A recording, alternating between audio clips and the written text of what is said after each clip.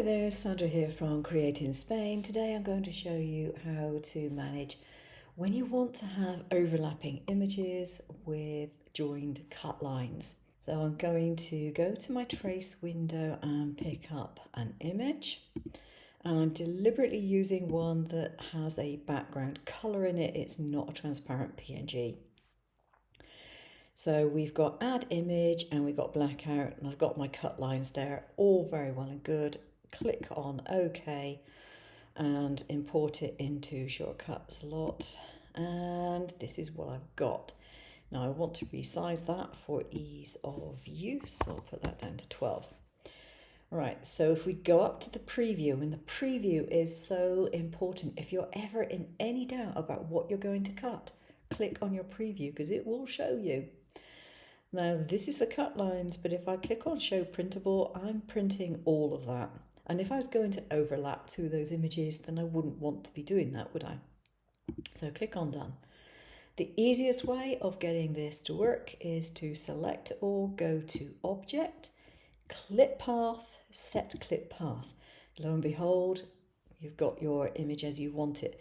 Now be aware that although you have the image as you want it, it is only masking that print.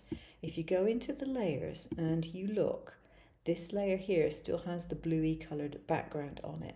So although you're seeing that, there is still a background image there. The image has not been manipulated, the mask has been manipulated. So let's say I want two of these and I want them to overlap. Let's copy and paste. Now I could be using a different image, it wouldn't make any difference as long as I had traced it. I'm going to put this one in the other direction and I'm going to put it over there, like so. There we are. But if you look at the preview and we switch off the printable, I have overlapping lines. Now you might think, okay, I'll go into my layers and I'll ungroup things and then I'll combine the cut lines by union path.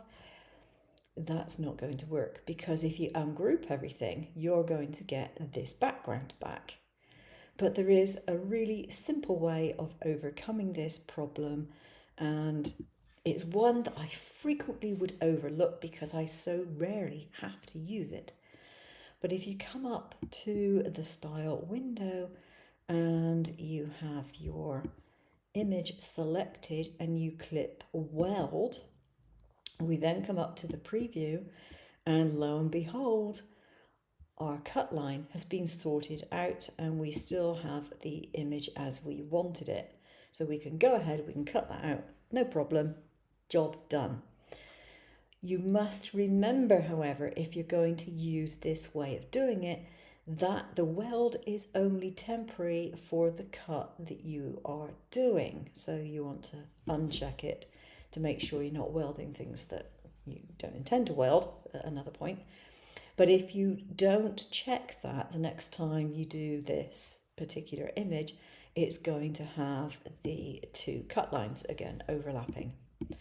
There is another way around this where you can reuse these images without paying attention to that. And that is a bit of a cheat. Select your image, go to File, go to Export, and you can name it whatever you want to name it, but you save it as a transparent PNG. By making sure you've got this transparent set, you can click OK and it will save it. I will move this one out of the way. You can then import that saved PNG via the SVG import. Import it like so, and it is exactly as you want it to be. And if we go to the layers and we ungroup that, you can see that the image no longer has that coloured background that it had previously. So this now becomes transparent PNG, which you can save into your files and use as you wish.